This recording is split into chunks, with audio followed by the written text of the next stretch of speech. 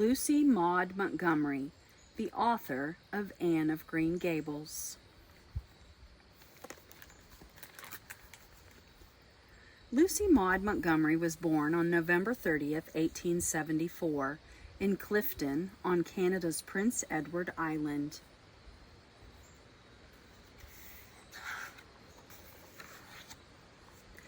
When Maud was 21 months old, her mother died. A few years later, her father moved to Western Canada looking for a better life. He left Maud in the care of her mother's strict parents, who lived in nearby Cavendish. Growing up with two old grandparents was lonely for Maud.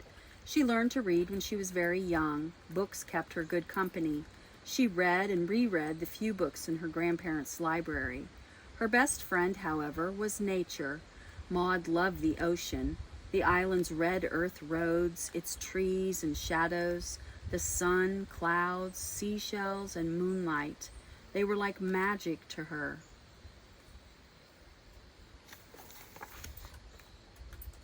After she learned to write, Maud kept a journal.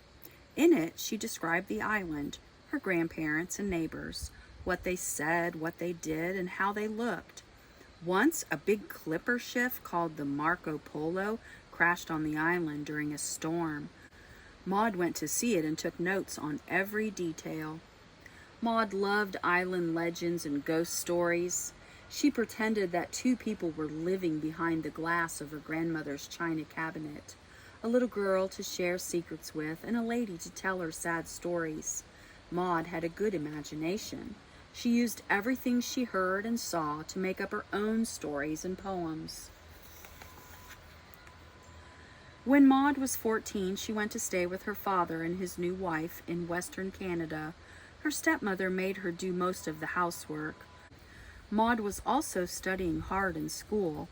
Somehow she still found time to write. Maud wanted to share what she wrote with other people. She sent her work to newspapers and magazines, hoping it would be published. Finally, when she was 16, a Charlottetown newspaper, the Daily Patriot, printed her poem, On Cape La Force. It retold a local legend about a sea captain who turned pirate. It was the first sweet bubble on the cup of success, she wrote. Maud lived with her father and stepmother for 1 year, but she missed Prince Edward Island so much her father took her back to live with her grandparents. When she graduated from high school, Maud studied to be a teacher.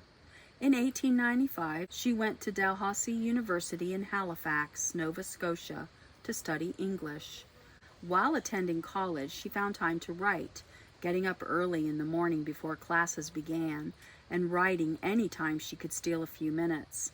As soon as she had finished a story or poem, she sent it out to magazines and newspapers. 9 out of the 10 manuscripts came back to me, but I sent them out over and over again, she wrote.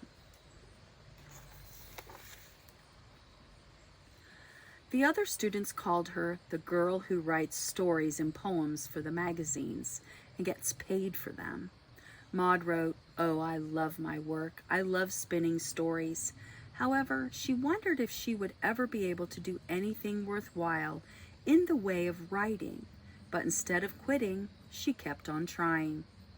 In 1901, Maud went to work in Nova Scotia at the Daily Echo, a Halifax newspaper. She enjoyed her job, but she returned to Cavendish after a year to help her grandmother, who had been like a mother to her.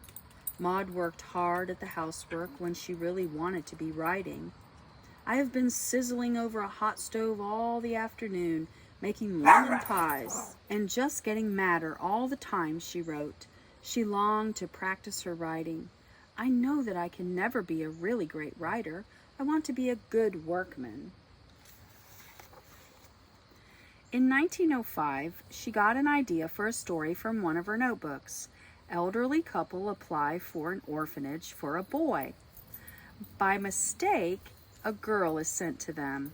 From this note, Maud gets the idea of writing the story of a lonely little girl who is brought up by an elderly brother and sister.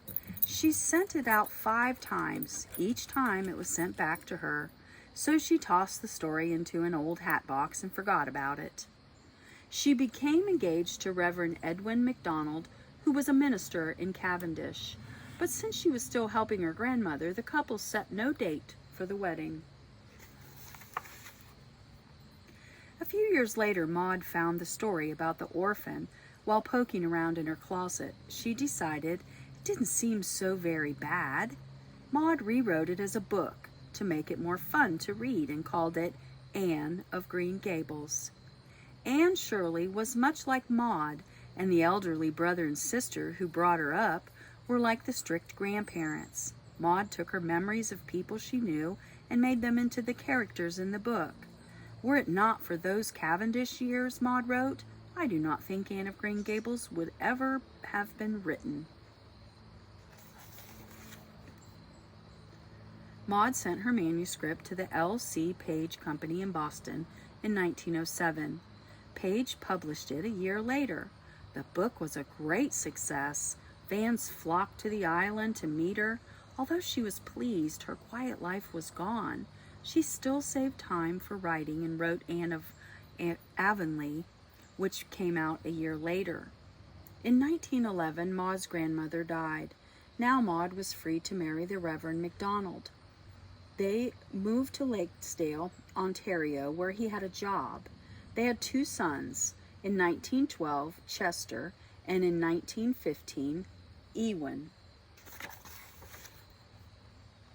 Maud had many jobs to do as a minister's wife, going to church parties, attending weddings, doing social work. She loved her family and put them first, but writing was still important to her. In 1916, Maud found another publisher because she felt her first publisher was cheating her. She fought with the L.C. Page Company for her rights. In spite of these legal battles, Maud wrote the story of her career, The Alpine Path, which was published in 1917.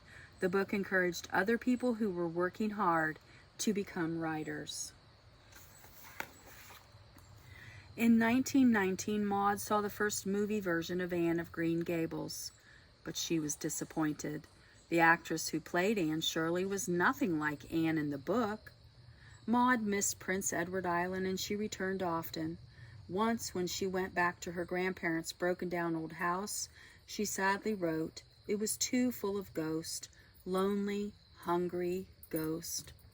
Maud was famous now. She had written many books, including 8 about Anne, but she was worried because Ewan's spirits were low and he needed care.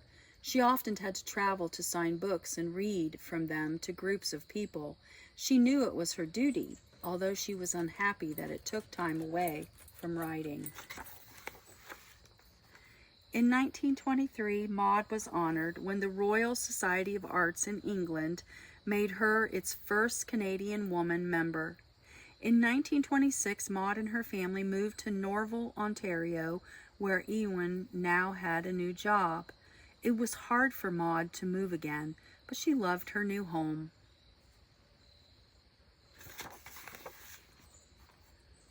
The Prime Minister of England had read and loved the Anne books and wanted to meet Maud when she visited Canada.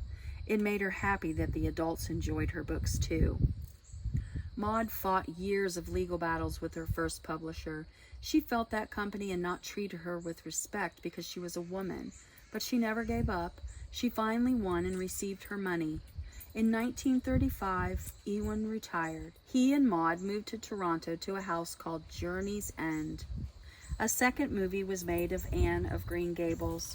During the filming, the star changed her name to Anne Shirley, like the character she was playing. Maud wrote that it had made her feel a bit like Frankenstein. Maud died on April 24, 1942, and was buried on Prince Edward Island. She touched many people, especially children, with her books because she understood how lonely children felt. She once had written, "The kind of juvenile story I like best to write and read is a good, jolly one, with no moral hidden away in it like a pill in a spoonful of jam." Lucy Maud Montgomery, the author of Anne of Green Gables.